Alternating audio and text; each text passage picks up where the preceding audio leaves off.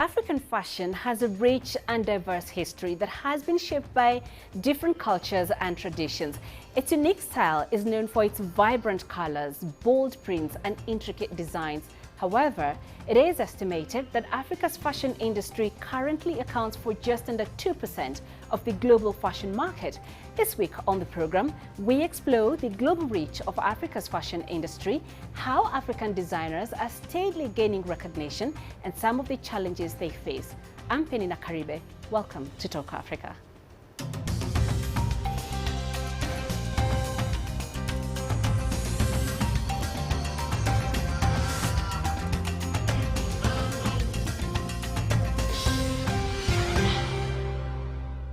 The fashion industry in Nigeria is one of the best known in Africa. In recent years, the industry has shown incredible growth, gained international recognition, and is poised to be a driver of economic growth in the coming years. Before we begin our discussion, my colleague Deji Bademosi brings us more. What I'm wearing first. He is the brain behind what is arguably Nigeria's most unique fashion show, Niger Street Fashion. Rather than restrict himself to the usual runway, designer and creative Victor Okafor takes his fashion show to the public.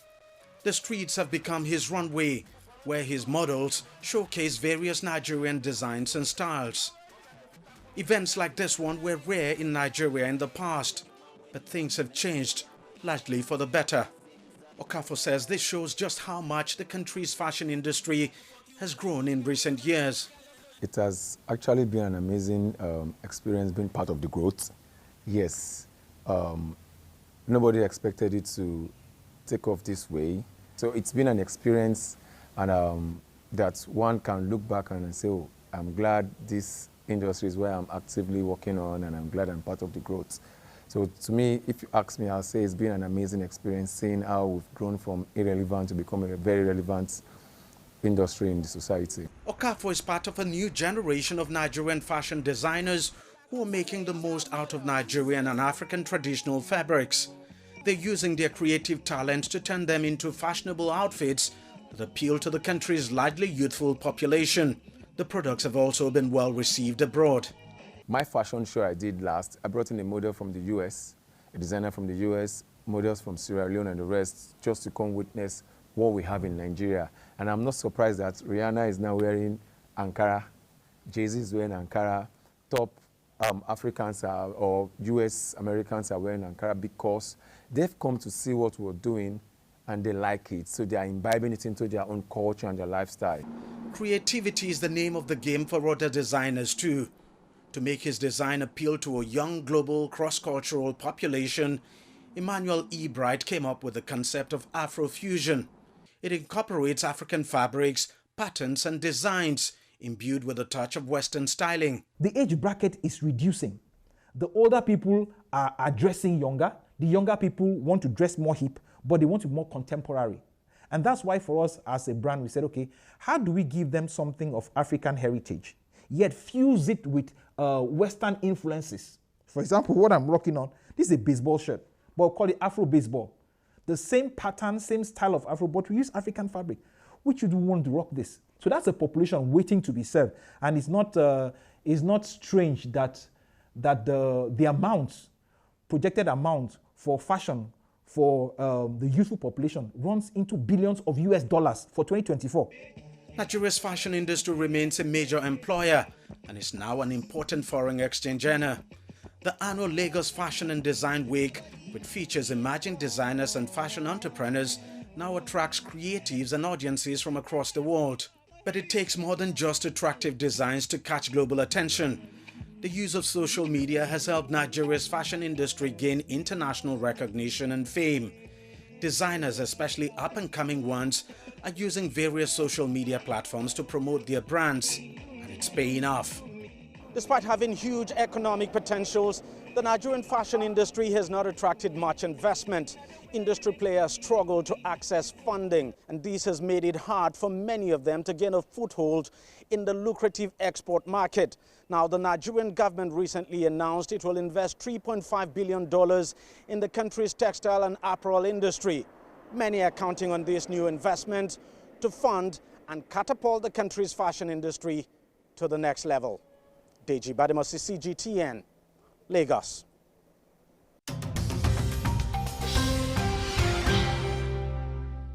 Joining me now to unpack the growth of Africa's fashion industry are from Freetown, Marian Kaikai. She is the founder and creative director of Madame Wokie Fashion, based in Sierra Leone. From Lagos, we have Didi Akinyelure, founder and creative director of April and Alex, a London-based sustainable women's wear brand. And here in Nairobi, we have David Ochieng. He's the founder and designer of Looks Like a Video. It's a Kenyan-based fashion brand. Welcome everybody to the program. So my first question really is pretty basic if you think about it, but really when you Google African fashion, what pops up are images of the vibrant Ankara prints, such as what I'm wearing today.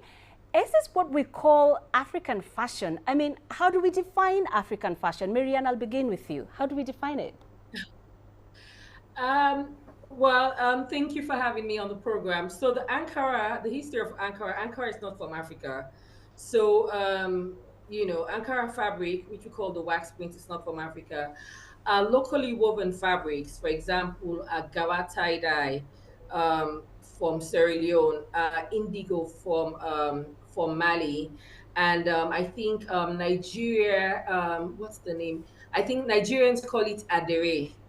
Those are what I define as African cloth, because those are hand woven. They're made by hands. The wax print is not from Africa. The wax print came to existence in Africa during the slave trade, but then Africans modernized it in terms of the designs that we used to make out of some of those prints, and I think in a way we sort of like adapted it to work for work in our personal wardrobe. And so everybody kept saying, African print, Ankara, but it's not from Africa. So the Ankara wax fabric is mainly made in Holland. And of course, there are factories in China that also produce the Ankara fabric. So I don't think Africans should sort of like claim Ankara fabrics, because it's not part of the African continent's DNA. So our locally woven fabrics, like for example, the kente in Ghana, the ashoke in Nigeria, the country cloth from Sierra Leone, as well as tie-dye, I think those that are actually made by human hands, I think that is what I would define as African fabric, not the Ankara fabrics. Interesting. Didi, when I come to you, because you're in the region that we have all, until this point, I guess Marianne educated me, considered the home of the Ankara print. But your designs, Didi, are very elegant and not necessarily about the typical African print, I guess, as we know them to be. How do you define African fashion? Yeah, thank you. I think, just as Marian said, she's absolutely right. A lot of people actually think that Ankara is African fabric, but then, it certainly isn't. There are a few fabrics that you can count as African fabric, and some of those were pointed out. Ashoke, kente in Ghana. So yeah, completely agree with what she said. But I think, from my view, when you say African fabric, first of all, fashion in itself is art. So that's the way I see art and the way that I define art. And I think that art really is, whatever inspires you. As a person. It could be your heritage, it could be your culture. African fashion for me, or the way I see African fashion, is bold, it's bright, it's very out there. I think, when you come here to Nigeria, if you go into any events in Lagos, Nigeria, weddings, parties, everybody is dressed to the T. We are known for being very loud in our dressing. That can stem back from even our traditional ways. When you look at the gele, which is our traditional head tie here in Nigeria, regardless of which part of Nigeria you're from, whether you're from west of Nigeria or east or the north, we all kind of wear that head tie. And in general, we all kind of call it gele, even though gele is generally known as a Yoruba word, or comes from the Yoruba people. So even though, for example, with my brand, I don't generally work with what is generally seen as African fabric. Whether or not that's African is a completely different story, just as Marian said. I think that I am still very much inspired by this city, Lagos and Nigeria, and just the way people are very bold, and that kind of comes through in my aesthetic, in my brand. Right. So, David, I'll call you by your brand name, Avido, which is the name we all know you by. You come from East Africa, a region that is not really known to have a lot of cultural influences in its fashion sense, not like Nigeria, for example. So to you, what is African fashion, and how does your brand represent the essence of African culture? African fabrics, let's say like the Ankaras, we say like they are made in Holland, yes, but what makes the Africans to relate so much with it is the motifs that are used to print those fabrics. Because you find like in Africa, we have like different symbols that mean different things in our own life. Let's say like, as per se, like my name is Ocheng, a traditional name which means like, sun is just coming up. And in my culture, we have like, different symbols that symbolizes the sun. So these symbols are what we call the motifs, and these motifs are what are being used to be able like to print these African fabrics, which makes Africans, when we get to see the Ankaras and the Kitenges, we kind of relate to it and maybe claim it as our own, because the motifs that are being used into it are things that we kind of like relate too much about it into it. So when it comes to regarding fashion for me is just like a tool and a form of expression. So for me, it's just like a routine of a lifestyle. How do you want to be seen? What do you want to be seen for? What do you want to stand for out there? So for me, I say like, fashion is just a way of like, expressing myself and being able like, to use it as a tool to be able like to create opportunities around me and the people around my community and society. Right. So Didi, like you mentioned, your designs are not really necessarily the typical African prints or fabrics as we know them, but you say you're inspired by your city, Lagos, where you grew up. How easy is it for an African designer to balance following global fashion trends with maintaining a distinct African identity in their designs? Just as we said, it's about what inspires you, I guess.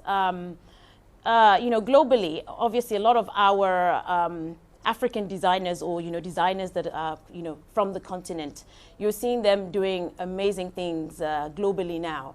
A lot of them are using either African print or prints that they're finding a way to tell their stories of their heritage and their culture in their fashion.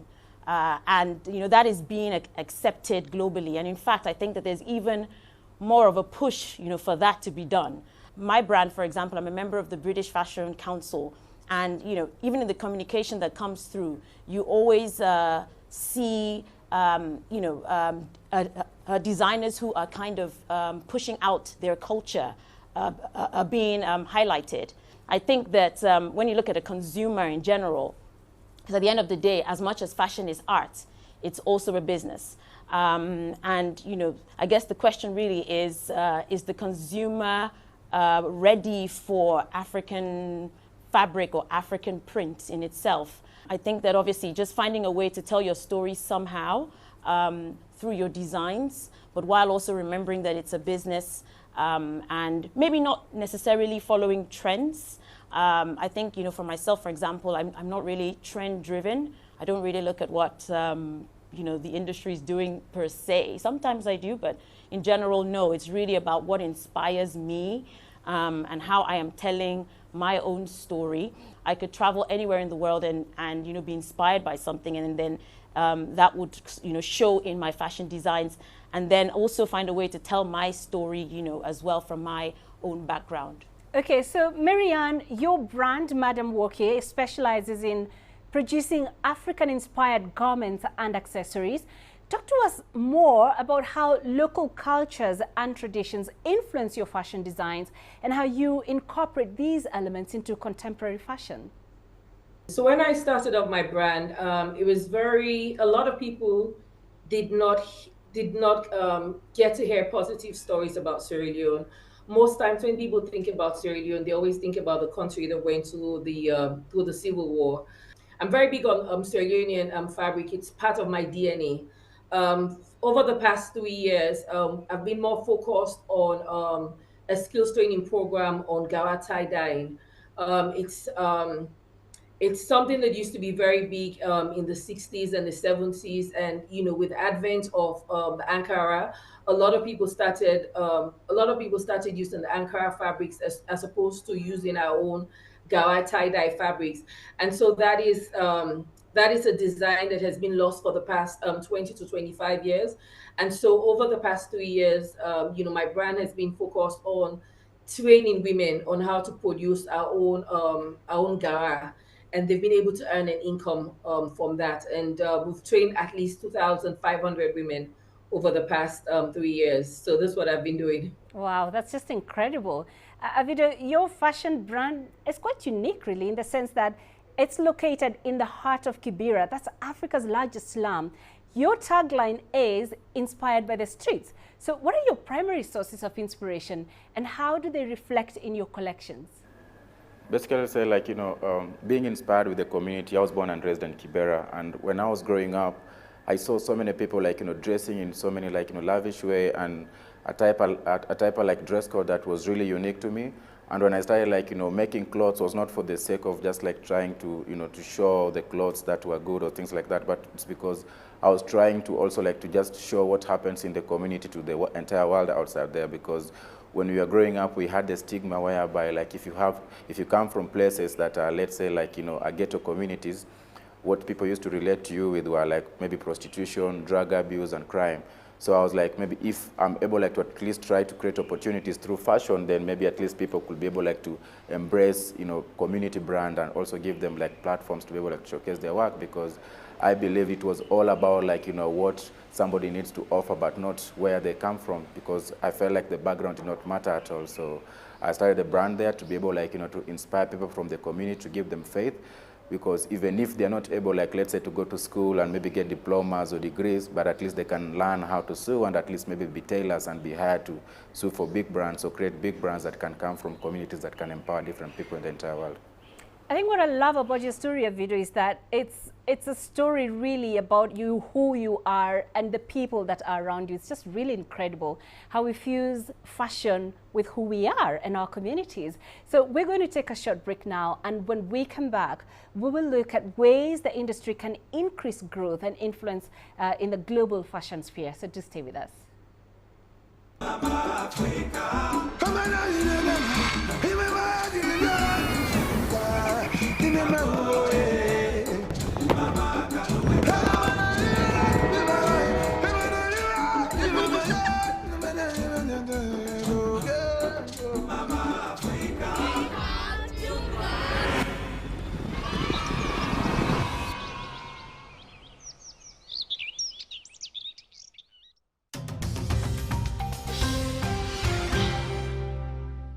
Welcome back to Talk Africa, and still with me are Mary-Ann Kaikai, Didi Akinyelure, and David Ochieng. Now, before the break, we looked at how the African fashion industry has developed in the last few years.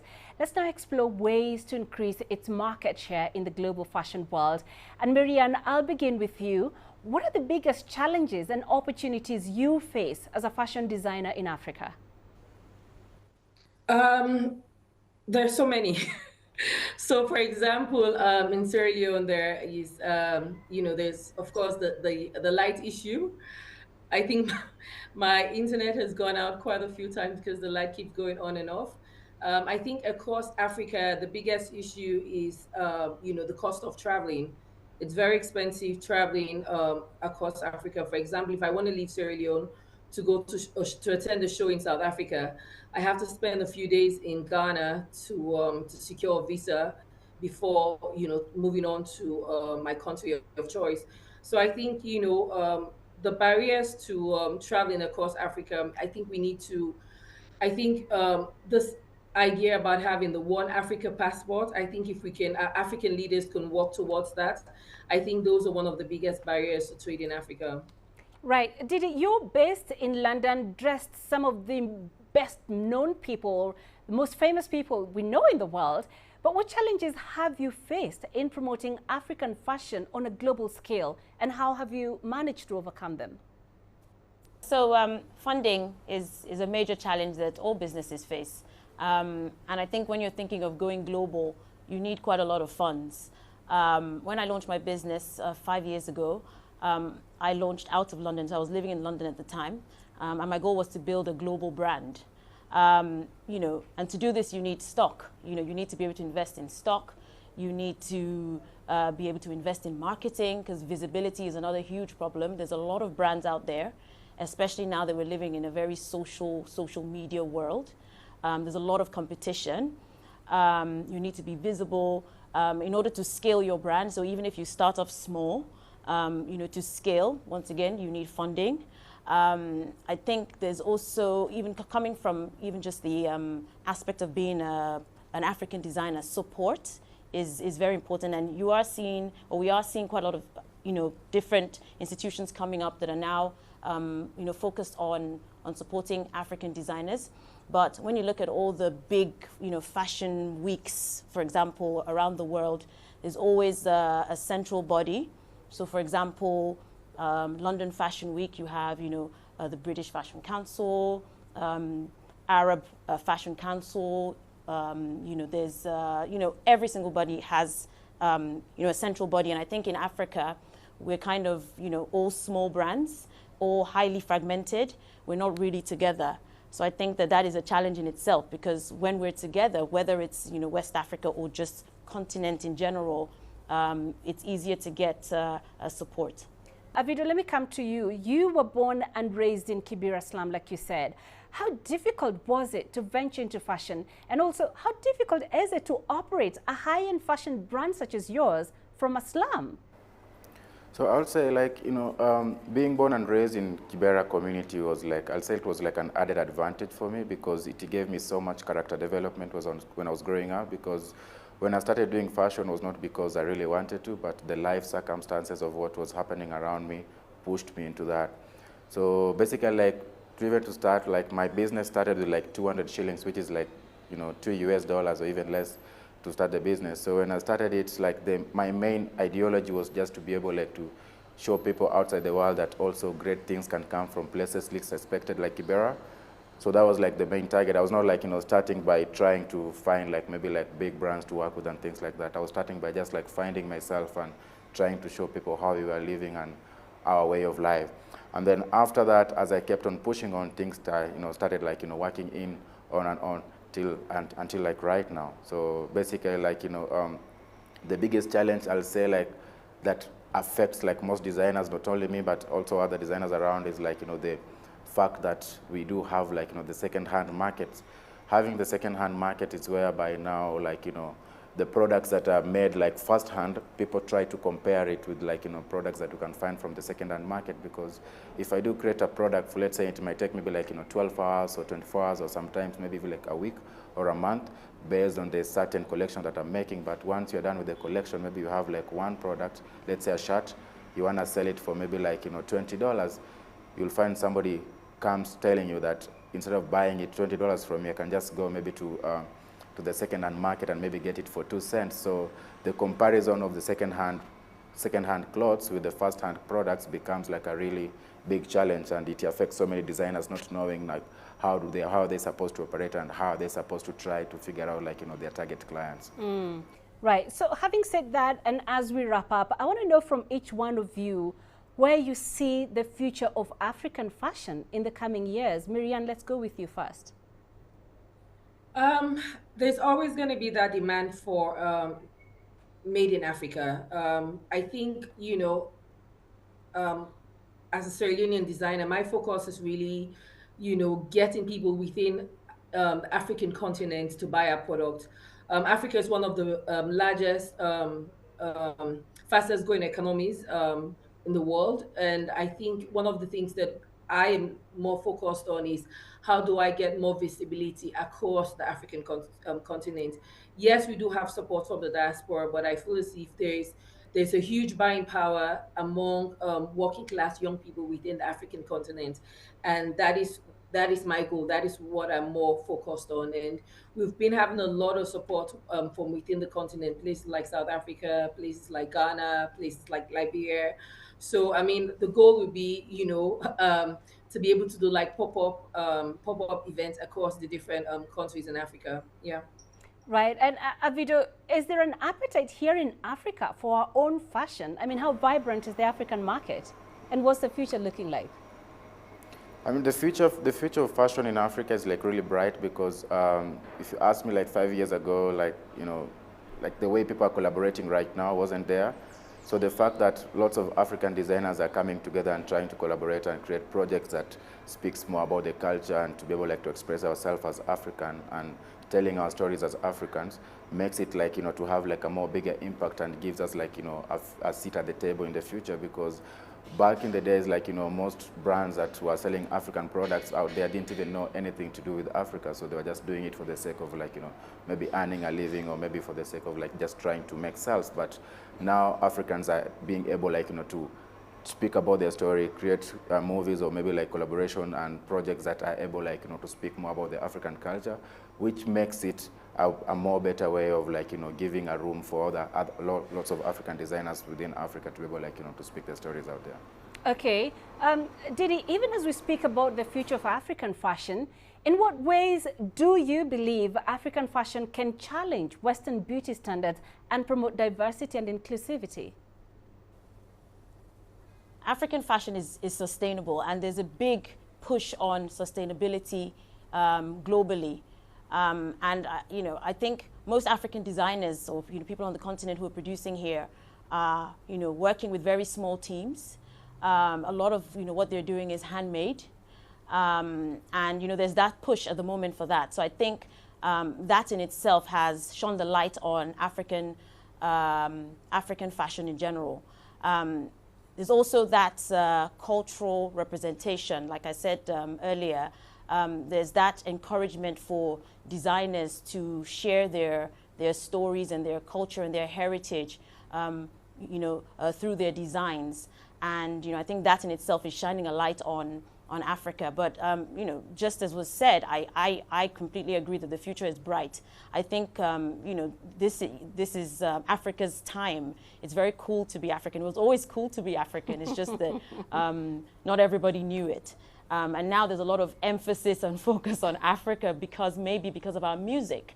I wouldn't say that African fashion has penetrated in the same way, but it has definitely created some interest because you see African, you know, artists now wearing African designers on stage, and all of a sudden there's that interest. And, you know, the other thing is technology has opened up the world. So 10 years ago, my mom launched a fashion brand 30 years ago, you know, and there was no way she could even dream about, you know, going global because there was no social media, there was no technology. Now we're all connected.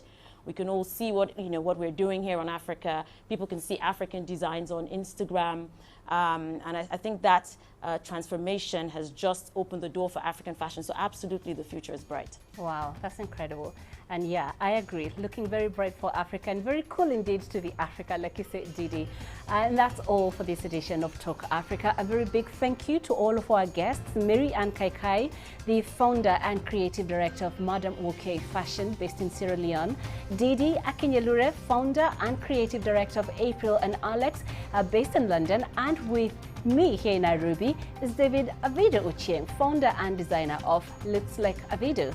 Now remember, you can be a part of this conversation online through our social media handles on Facebook and X. Plus, you can also watch the show on our YouTube playlist. Do keep the conversation going and join us again next week for more Talk Africa. From me, Penina Karibe, and the team here in Nairobi. Until next time, it's goodbye.